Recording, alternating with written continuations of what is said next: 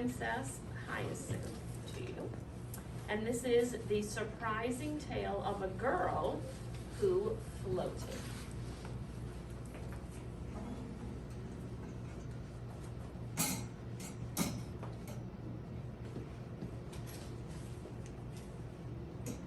Princess Hyacinth had a problem. Well, you're saying everyone has a problem, but this was an unusual problem. Oh, she didn't look unusual. That wasn't it. She had two eyes with a nose between them and a mouth under that. You know, the usual things in the usual arrangement. In fact, if she wasn't all dressed up in her princess clothes, you'd think she was just anybody. So, what was the problem?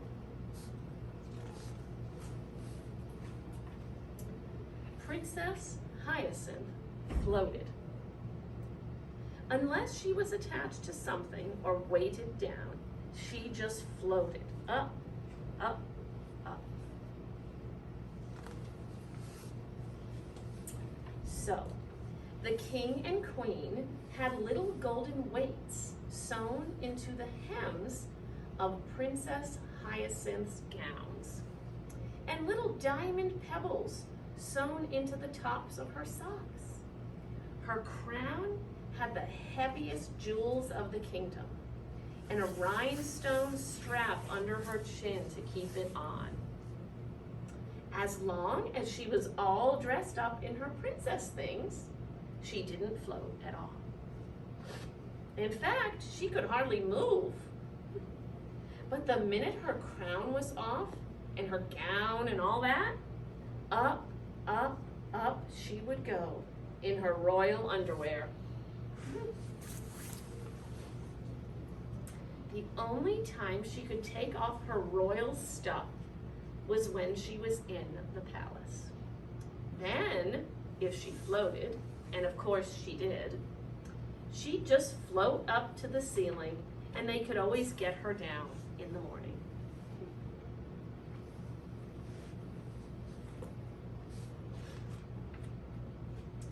Why can't I float around outside?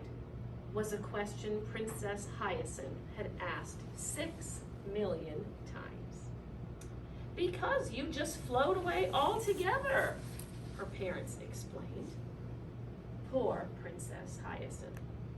She wished she could run outside like the children who came to play on the palace grounds. Instead, she sat at the window in her royal bathing suit, wearing a seatbelt, looking at all the children having fun.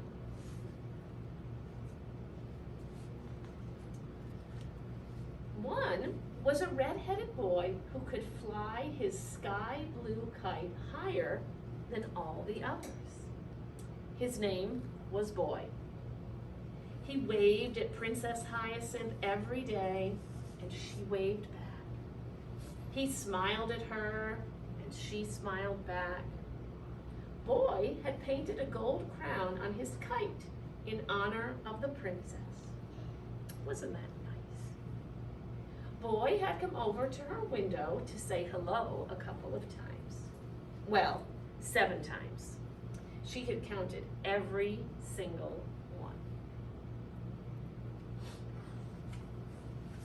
Today, he walked over again.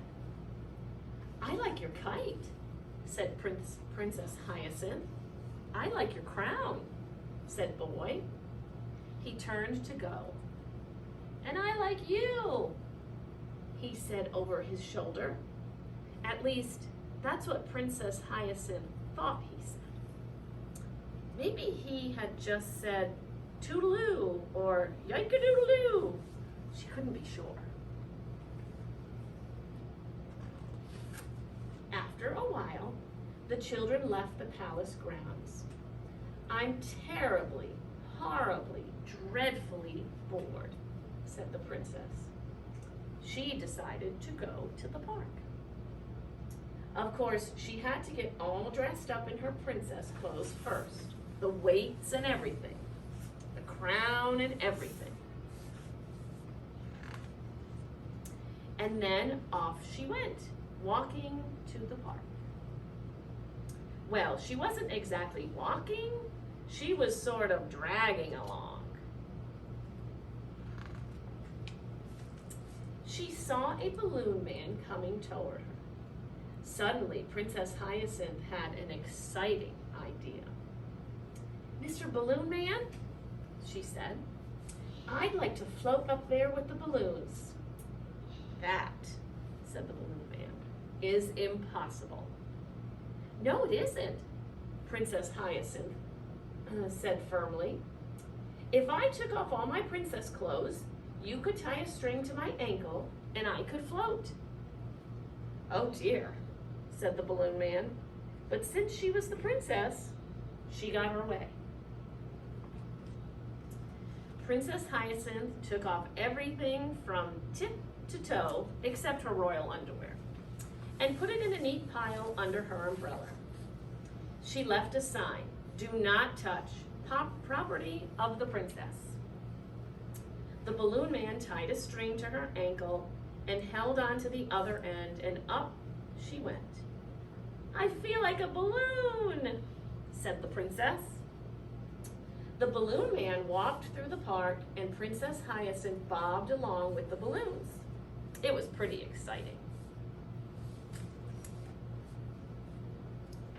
But alas and alack, somehow or other the balloon man let go of the string that was attached to Princess Hyacinth, and up she went.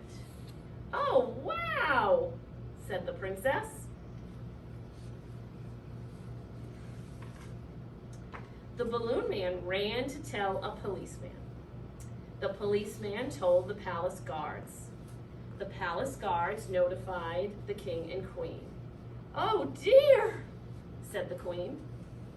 The king got out his binoculars so that he could watch the princess as she floated up, up, up. "As long as I keep an eye on her, she won't get into any trouble," he said. Princess Hyacinth floated higher and higher, but hey, she loved this free bird feeling. She whirled and she twirled, she swooshed and she swirled. She zigged and she zagged and she zigzagged. She zoomed and carooned and cartwheeled. She did handsprings and headstands, flip-flops and fandangos. It was the most fun she had ever had in her whole life. And all the time she was floating up, up, up, and now she couldn't even see the castle.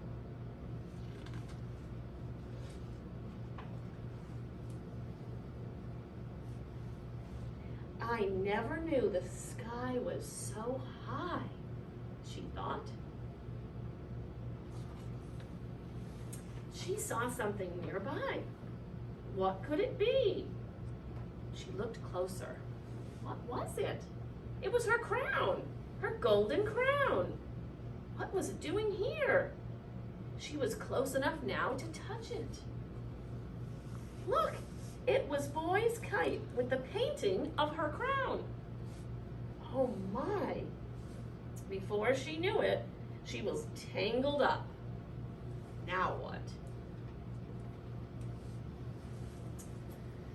Down on the ground, Boy felt a tug and started to reel in his kite, princess and all. The king, who had been watching her through his binoculars so that she wouldn't get into any trouble, saw the whole thing. Oh, hooray! Princess Hyacinth had been rescued. Boy was a hero. The king gave him a bag of gold. Now what? Well, since Princess Hyacinth had such a wonderful time floating up there in the air, she wanted to do that every single day. And she did. Every day, she went out to the palace grounds in her royal underwear, and up, up, up she would float. Then boy would fly his kite up, up, up, right next to her, and would reel her in when she wanted to come down.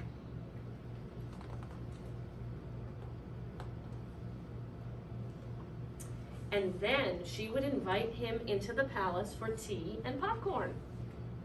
The problem about the floating was never solved, and that's too bad. But Princess Hyacinth was never bored again. Good. Okay, so here's what we are going to do. We're going to take some of the words from the story, and we're going to use them to talk about what happened in the story. And we're going to practice using those words with each other. So let's see, I'm going to have you two be partners. So just remember that, you're partners, and you two can be partners. And let's see, you two can be partners, and you two can be partners, and you two can be partners, okay? And with your partner, you're going to practice using some of these words in sentences to tell about the story. And we're going to make pictures to go along with the words, and that's going to help you to remember what happened in the story. So the first word that we're going to do, let's see, all right. Oh, can you stop that for 1 second?